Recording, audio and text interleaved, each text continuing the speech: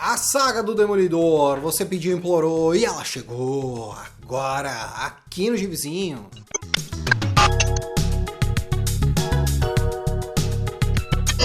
Fala galerinha, eu sou André Giovanella, sejam bem-vindos ao Gibizinho. Hoje para falar dela, maravilhosa, formosa, linda e cheirosa, saga do Demolidor.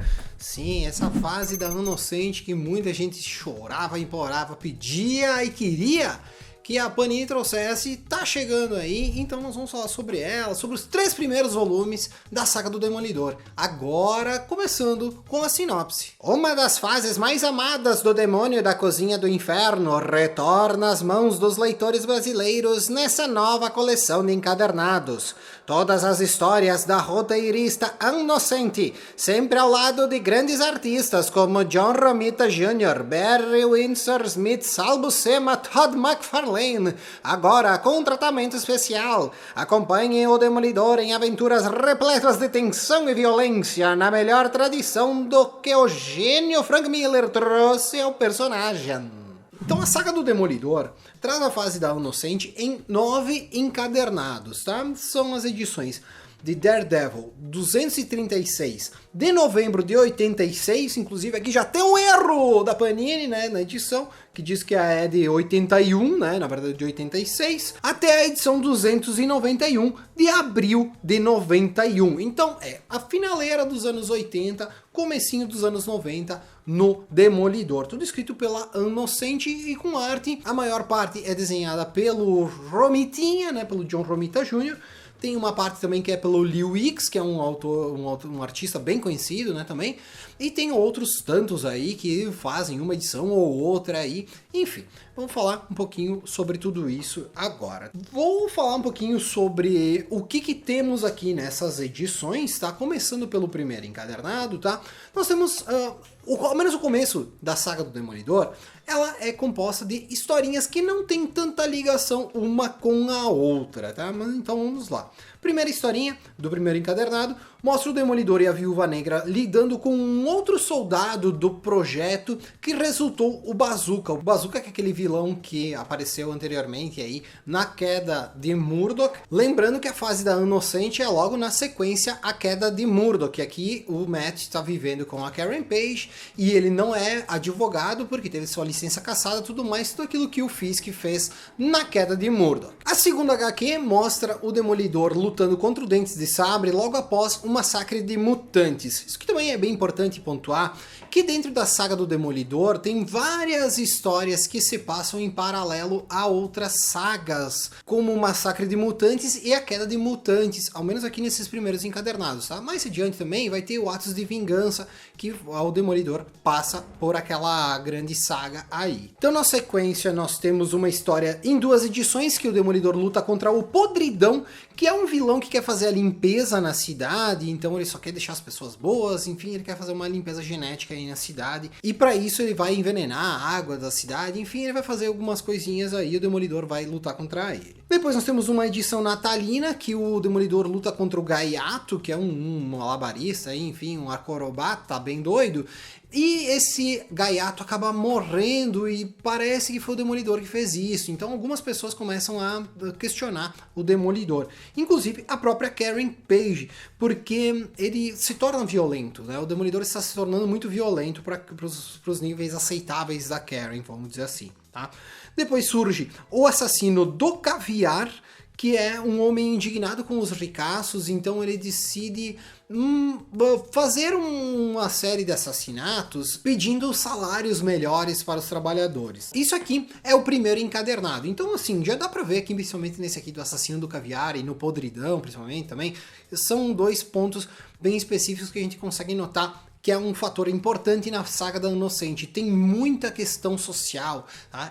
Ela cita muito dessas questões sociais, de igualdade, enfim, alguns outros pontos que são bem marcantes na fase da Inocente. Daí, no segundo encadernado, nós temos uma história em 2 partes que vemos o Danny Violão, que é um traficante que ele usa voodoo para persuadir seus inimigos, enfim, causar medo nos seus adversários aí, nos outros traficantes. Depois nós temos o Wheeler, que ele é um antigo soldado de Wakanda e ele tá endividado com o jogo e tudo mais. E ele então decide usar a sua armadura que ele usava lá para fazer a segurança de Wakanda, ele usa para fazer alguns crimes aí, para fazer um assalto a banco. Então surge o Pantera Negra e acaba se envolvendo aí, tem sempre aquela briga entre o personagem da série, no caso o Demolidor, e contra o convidado, que é o Pantera Negra, tá? Inclusive, depois dessa aqui, nós temos novamente a Viúva Negra como participação especial, novamente lidando com um soldado lá daquela galera do Bazooka.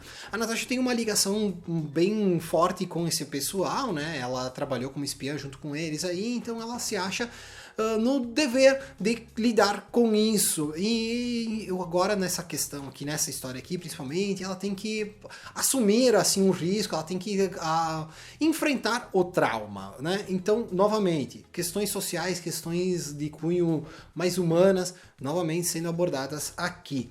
E finalizando o segundo volume, nós temos a história do Demolidor com o Wolverine, tá? Porque nós temos esse vilão chamado Guerrilheiro, que ele está assassinando mutantes. Ele está matando alguns mutantes bem especiais, que têm dons que fazem eles se tornarem melhores do que as pessoas. Tipo, uma dançarina dança muito melhor por causa que ela é mutante. Uma pintora que pinta muito melhor porque ela é mutante.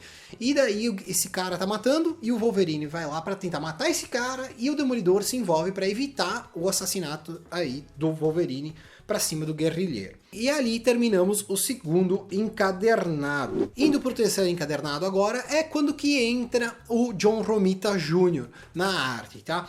Aqui daí já as histórias já tem uma certa sequência maior entre elas. O que eu acho que aconteceu aqui, na verdade, foi que a Inocente tá escrevendo, tá legal, tudo mais, mas não vamos deixar ela criar muita ligação entre as histórias, assim, né? Porque tem alguma ligaçãozinha aqui, outra, assim. Tem a Kelco, que é uma empresa que dá uma citada em alguma edição, que outra. Tem um menino que fica cego e o Demolidor acha que pode acabar se tornando herói como ele, porque também foi alguns resíduos tóxicos, enfim. Né? O Demolidor acha que pode ser, né? Que o garoto também vá ter seus poderes, etc. Mas aí então, como eu estava dizendo, no terceiro encadernado, as histórias têm uma ligação um pouco maior até do que anteriormente, tá? Começa com esse assassino aí, o Bullet, que ele tem... a missão dele, na verdade, é usar a Kelco para proteger a Kelco, vamos dizer assim, essa empresa que está depositando lixo em alguns lugares aí. Esse jovem ali que ficou cego, ele está criando um processo contra a Kelco. E quem está defendendo a Kelco justamente é o Fog Nelson. Mas o Fog não gosta muito disso, porque ele nota que a Kelco realmente está destruindo o ambiente e tudo mais. Bom, depois nós temos a história, então, essa do Bullet, daí vai mostrar um pouquinho do Fisk, vendo que ele está tentando, na verdade, parar o Matt, porque o Matt ele não pode atuar como advogado. Mas ele e a Karen eles têm um centro comunitário ali na Cozinha do Inferno que lida com pessoas com problemas com álcool, com problemas com drogas e dá alguns aconselhamentos jurídicos. E o Matt teve sua licença cassada lá na queda de Murdoch, então ele não poderia fazer isso. Então o Fisk tenta dar algum jeito para impedir o Matt de continuar as suas coisas aí, mas tudo meio por debaixo dos panos, né? O Fisk também ele tá envolvido com a Kelco e fica essa questão aí, como é que o Fisk vai resolver isso? No meio aqui dessas histórias aqui, nós temos uma historinha também que faz menção à saga que estava rolando na época, que é a Queda dos Mutantes. Então passa ali agora talvez eu não sei se eu vou estar muito certo, né? Mas enfim, que passa um mutante ali, que é um dos Cavaleiros do Apocalipse, e causa uma escuridão na cidade, causa uma série de doenças no pessoal. Então várias pessoas vão começar a praticar assaltos, fazer saques nas lojas, etc. E o Demolidor tem que lidar com isso, tá? Então também bem interessante isso aqui, que tem essa ligação com algo de fora. Depois, uma outra história de Natal, com o Matt lidando com um assaltante aí, que na verdade, e com as crianças. Também tem uma coisa que é bem importante aí, que tem as crianças aí, que é os gorduchos, que ele chama, que é um grupinho de crianças aí, meio que uns delinquentes juvenil, que estão ali pela cidade e eles estão entre o crime e o Demolidor, né? Eles não sabem se eles vão ser assaltantes ou se eles vão ser justiceiros, né, das pessoas, enfim. Também é um ponto bem interessante desta fase. E por fim, então, fechando o terceiro encadernado, nós temos a estreia, uma personagem que é muito importante na fase toda e que segue até hoje sendo importante aí quanto no mundo, no universo do Demolidor, que é a Mary Tifoid. Ela está aqui, nós temos a origem dela. Essa personagem, ela é bem peculiar, ela é bem importante aqui dentro. Inclusive, se não me engano, ela surge antes que a Arlequina e ela tem alguns traços da Arlequina, ela pinta metade da cara e ela tem alguns poderes telepáticos, dá pra dizer assim, né? Ela move alguns objetos com a mão e ela tem o poder de incendiar coisas, tá? Ela tem esses poderes aí. E ela tem uma dupla personalidade. Tem a Mary, que é uma moça, então, quietinha, uma mocinha de boa, e a Tifoid, que é completamente doida, que faz essas loucuras aí, que comete assassinatos, e ela tá sendo meio que uma justiceira, tá? Ela tá matando alguns bandidos, etc, pra fazer seus crimes aí também, porque ela tá roubando as coisas dos caras, enfim.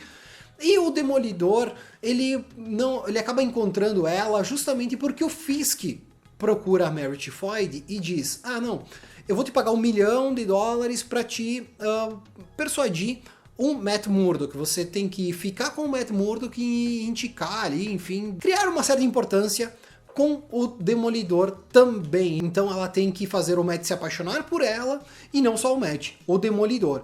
Né? Cada uma com a sua personalidade. Então a Mary vai tentar se aproximar do Matt, e para isso até ela usa aquele menino que ficou cego, e também a Tifoid tenta lutar contra o Demolidor para ver se rola algum clima, mas aí com a Tifoid na verdade não rola tanto, e com a Mary até que sim. Mas enfim, é só a pontinha do iceberg, porque a Mary Tifoid vai aparecer muito mais aí na sequência, tá? Esses são os 3 primeiros encadernados, eu li os 3 juntos, eu tava segurando aí, eu acabei, quando que eu vi já tinha os 3, então peguei e já li os 3 na tacada. E cara, a fase da Inocente, ela é muito boa, eu gosto bastante. Ela trata muito dessas questões sociais, como eu falei, tem essa lição de moral sempre em várias edições, tem alguns vilões que a gente sabe que volta na sequência, assim, que dá uma parecida, tipo ali no Dani Violão, tem uma galera do Voodoo que vai aparecer mais adiante. Não sei nem se é na fase da Inocente, eu acho que tem até depois ali, que tem o Chichester, depois da Inocente, que também fala alguma coisa sobre essa galera aí do Voodoo, que é do Dani Violão, que aparece aí antes, tá? Mas lembrando, né, isso aqui são quadrinhos dos anos 80, aí tem muita gente que vai reclamar porque tem muito texto.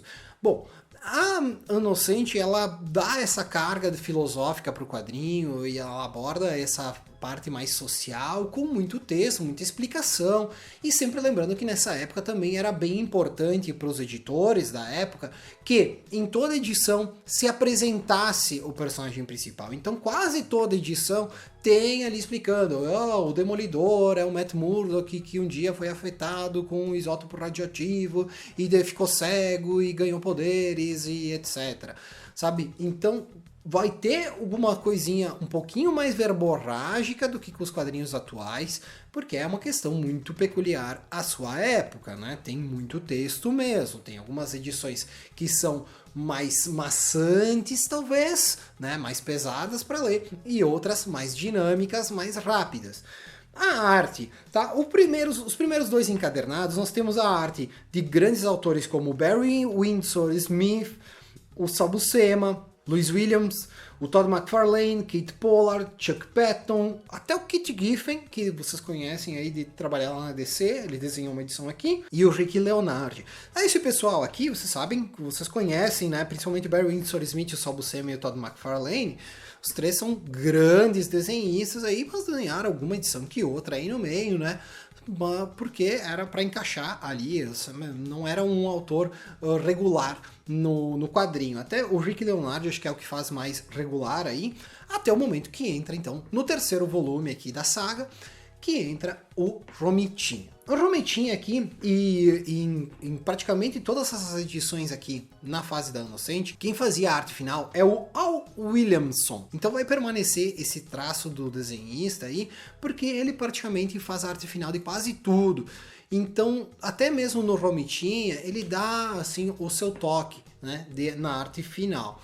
Então, assim, nessa fase aqui, eu acho que o Romitinha ele não tá ruim, eu gosto dele sendo arte finalizada pelo Al Williamson, e fica bem legal, assim, e pra mim o principal realmente é o toque da Inocente. Quando que ela faz os quadrinhos dela aqui, principalmente aqui, né? Ela fez vários outros quadrinhos, né?